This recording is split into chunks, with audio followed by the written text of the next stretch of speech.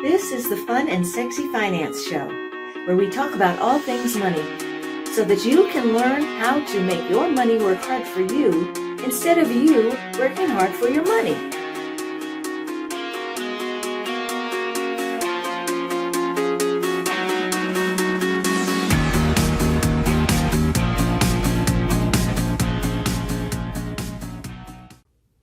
Hi, this is Susie Fabrocini.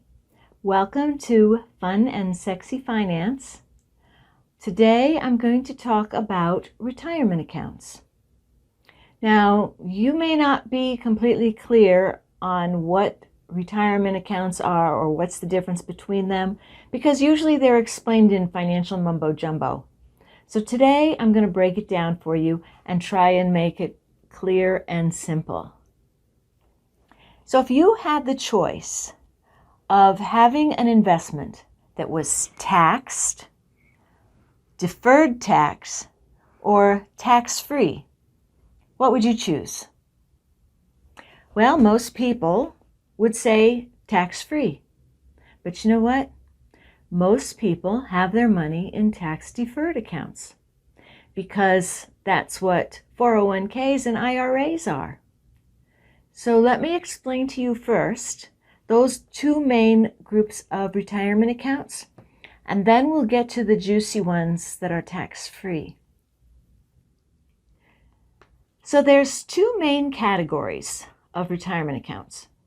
There's the ones that your employer sets up for you, and then there's the ones that you set up for yourself. There's actually a third kind when you're the employer and you're the employee and you set up a retirement account for yourself through your business. But we're not going to talk about those, or we're not going to go into them very deeply today. We're going to stick to the main ones. So the first most common one, the one that the employer sets up for you, that's called a 401k. And the reason it's called a 401k is because that's the section that it's in the IRS tax code. Somebody was very creative with naming that kind of retirement account. So the thing that they all have in common is that they have tax benefits that help you to grow your savings faster. At some point in your employment, you were probably handed a benefits package. And in that package, there was a form asking you if you wanted to set up a 401k plan. And you probably checked the yes box because everybody tells you that setting up a 401k plan is a good thing.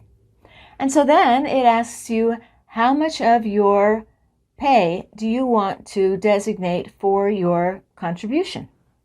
And you might have said 2% because that's an amount that you can easily give up without having it affect your lifestyle. Then you get a list of all these different funds to choose from for where they should invest your money. And you look at this big long list, and for most people, it's gobbledygook. They have no idea what these different funds are, what they cost, what the expected return is. So they just do their best, pick a few choices, and then forget about it. Probably never look at it again. Now here's where the tax benefits come in. The money that comes out of your paycheck to go into your 401k doesn't count as part of your taxable income.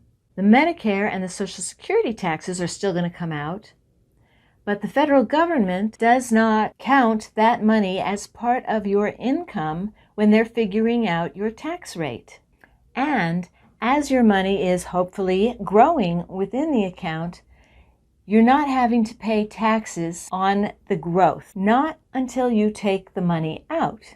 Then you pay the taxes on the money that you put in there and on the growth. And of course, since this is finance, there are rules. So now I'll tell you about the money rules that go with 401ks.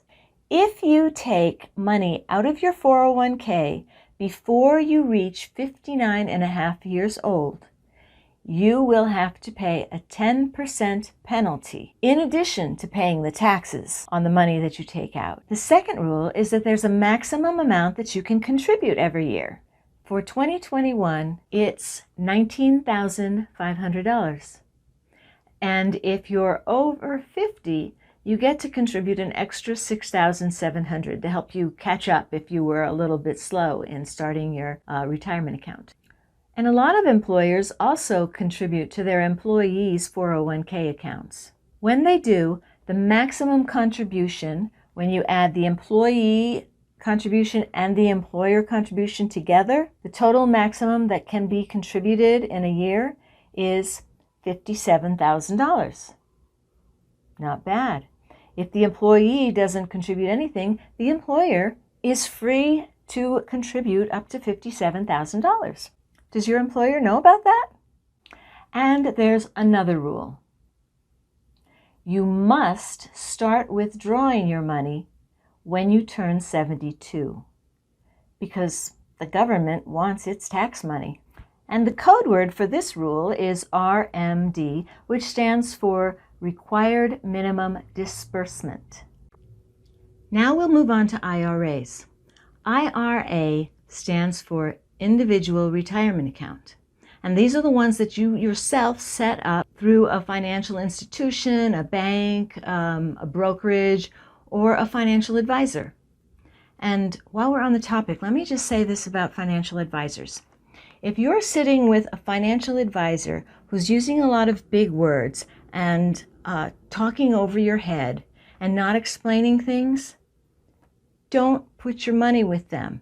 Find somebody that you're comfortable with, that talks to you with respect at your level and explains everything to you and gives you options. And that's my little extra tip for today. Okay, so the rules for the IRA. First of all, the money that you invest in your IRA must be earned income. It can't be money that you made off of your investments or your passive income. It can't be money that you got from your rental properties or that you made selling NFTs with cryptocurrencies. It has to be something that you actually work for. And just like 401ks, IRAs come with tax benefits. So when you contribute money to your IRA, you can deduct that amount from your total income amount when you do your taxes. So that money is not included when you calculate your taxes. However, if you have a 401k and an IRA, there's some limitations about how much you can deduct. It depends on your income level. If you make less than $66,000 a year, then you can deduct the whole amount. But if you make between $66,000 and $76,000, then you can only make a partial deduction. And if you make more than $76,000, you can't claim any deduction. And if you have an IRA and your spouse has a 401k, then the amount you can deduct is based on the joint income. And just like a 401k, your money isn't taxed as it grows in the account, but it will be taxed when you take the money out. That's when you're going to have to give back that money that you got, that you deducted, at whatever your income tax rate is at the time that you take it out. So it's not going to be counted as capital gains tax like your other investments. This money will be taxed as income. So you'll be taxed at your income tax rate. And if you take it out before you turn 52 and a half, you will have to pay the 10% penalty for early withdrawal. Also, there are limits to how much you can contribute to an IRA during the year. And unfortunately, these limits are much lower than the 401k limits. With an IRA, you can only contribute up to $6,000 if you're under 50 years old and $7,000 if you're over 50 years old. Each year, you have up until the day your taxes are due. Tax day is usually April 15th, but it's been moved around the last couple of years. Up until that day when the taxes are due, you can make your contribution. The great thing about this is that if you do your taxes early and find out that you owe money and you want to lower what you owe, you can make a contribution to an IRA, and then you can deduct that from your income, and then that should lower your tax bill. And just like 401ks, you have to start withdrawing your money at 72 years old so that you can pay your taxes and the government can get your money before you die. The amount that you have to withdraw changes every year based on your age, in other words, on your life expectancy, and on the amount of money that's in the account. So you're going to want to have a tax preparer do that calculation for you, unless you're a math whiz. And here's the clincher. If you don't take your minimum distribution when you're supposed to, you're going to have to pay 50% tax on the money that you should have taken out. That's quite an incentive to remember to withdraw your required minimum distribution. So now you know the basic rules for IRAs and 401ks, for traditional IRAs. We're going to take a break, and when we get back, we're going to talk about some of the non-traditional IRAs. We're going to talk about Roth accounts. And get ready to have a moneygasm. And we'll be right back after this word from our sponsor.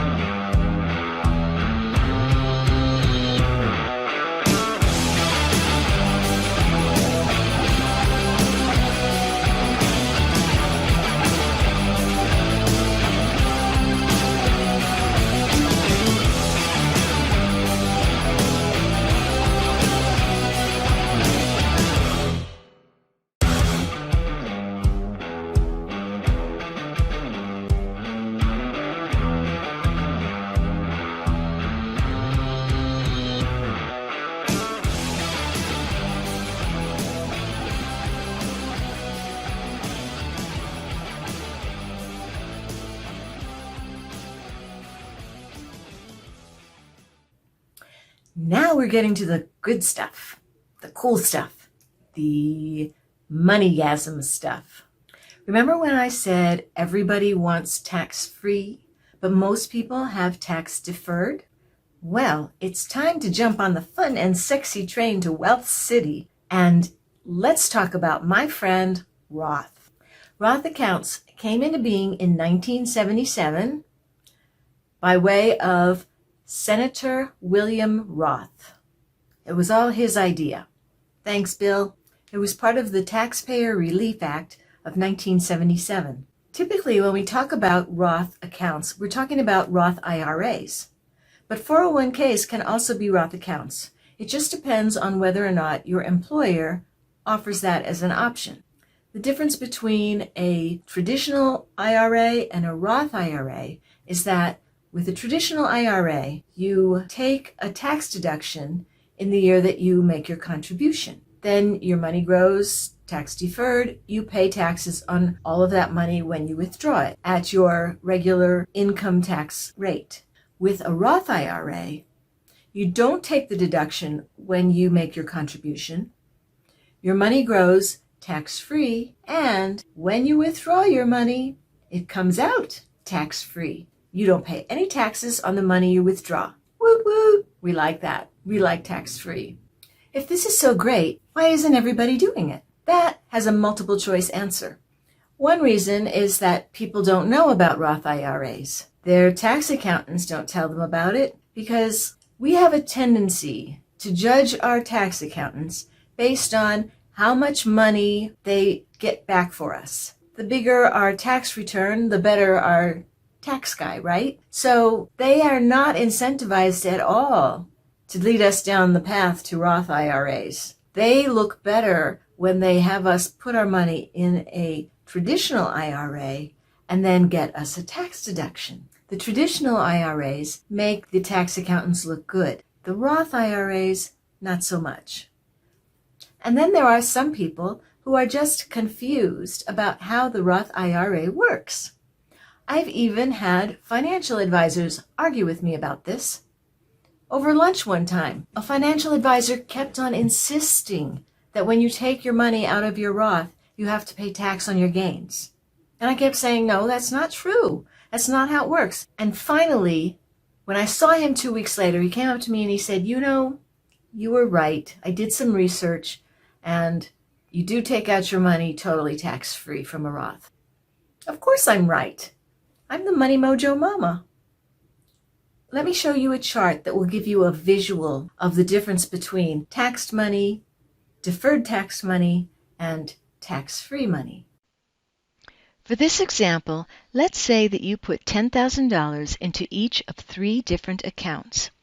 One account is taxed annually, one account is tax deferred, and one account is tax-free. They're all growing at 7% interest, and you are in a 25% tax bracket. The $10,000 that you put into your taxed account has already been taxed.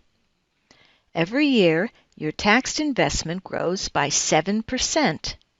But then the taxman cometh, and every year he takes 25% of your interest income as taxes. At the end of 28 years, you have $41,900 in your account. Moving on now to your tax-deferred investment, you will take a tax deduction for the $10,000 you put in there. So your $10,000 is in there untaxed. It's growing by 7% every year. You don't have to pay yearly taxes on your growth, so it's compounding. After 28 years, you take your money out, then you pay the government the 25% taxes on that whole amount, and you end up with $49,866. Now moving on to your third account, which is your tax-free investment. You put the $10,000 in there without taking a tax deduction, so you already paid taxes on it. It's growing by 7% interest every year, and you're not paying taxes on the interest, so you're compounding. Then, when you take the money out, you don't have any taxes to pay, so you end up with $66,488. You can see that it makes a big difference how your investments are taxed. And I'm also going to demonstrate for you the difference using numbers. Do you want to pay taxes now or you want to pay taxes later? Let's take a look at the standard IRA where you pay taxes later, or the Roth IRA where you pay the taxes now. Let's use an example of $1,000. With the standard IRA, you deposit $1,000, you take your deduction, and we're going to say you're in the 33% tax rate. You'll save $330. Assume 8% growth over 10 years, so you'll withdraw $2,159. Now you're going to pay that 33% taxes on the $2,159, and you end up paying $712.47 instead of that $330 that you would have paid previously. So you get to keep $1,446.53. Now look at the Roth IRA. You deposit that $1,000. You don't take a tax deduction. You assume 8% growth over 10 years. You withdraw the same $2,159, but now you have no taxes to pay because you originally paid your taxes on your $1,000. With the standard IRA, you are making just under a 50% return on your investment, whereas with the Roth, you're making over a 100% return. So now, would you rather have a standard IRA or a Roth IRA? I think the Roth IRA wins the sexy contest. Now, do you see what I'm saying? Well, now I have to temper your excitement a little bit by going over the money rules associated with Roth IRAs. First of all, when you reach a certain level of income, you can no longer contribute directly to a Roth account or open one up. That level for a single individual is $140,000. And for a married couple filing jointly, it's $208,000. Those are the numbers for 2021. Now, if you already have a Roth account set up, when you reach those income levels, you don't have to close the account. You just keep it open, let it grow, and you manage it. If you haven't opened a Roth account yet, and your income level is already outside of the allowed amount, don't get discouraged. I got something for you. It's called a backdoor IRA, and I will be giving you the secret knock, the special handshake, and the passwords to get you in that door. Now, the third rule is that just like the traditional IRA, there are annual limits to how much you can contribute. For people under 50, it's $6,000, and for people over 50, it's $7,000. The third rule is that you must be over 59 and a half in order to withdraw money from your Roth account, or you will pay taxes on your gains and you will get that 10% early withdrawal fee. The fourth rule is that your Roth accounts have to be seasoned for 5 years before you make any withdrawals. The good news is that the clock starts ticking on the 5 years from the minute that you open your first Roth IRA account. So if you haven't opened a Roth IRA yet, get on it. Get that clock started. Fifth rule, you can transfer funds from a traditional IRA or 401k into a Roth IRA, but you'll have to pay the taxes on the traditional or 401k account at the time that you roll it over. Which brings us to the backdoor IRA. A high earner cannot open or contribute to a Roth IRA. However, they can open or contribute to a traditional IRA and then roll that money over into the Roth IRA. That, my friends, is the backdoor IRA. There's one more account that I want you to know about. It's called a self-directed Roth IRA account. And that is an amazing wealth building tool. But we don't have time to talk about it today, so we're going to tackle that in a future episode. That's it for today, folks. And if there are some money topics that you would like for me to discuss on this show, please feel free to send me an email, susie@susiefabrocini.com, and share your thoughts or make a request. And that's it for today's show. See you next time.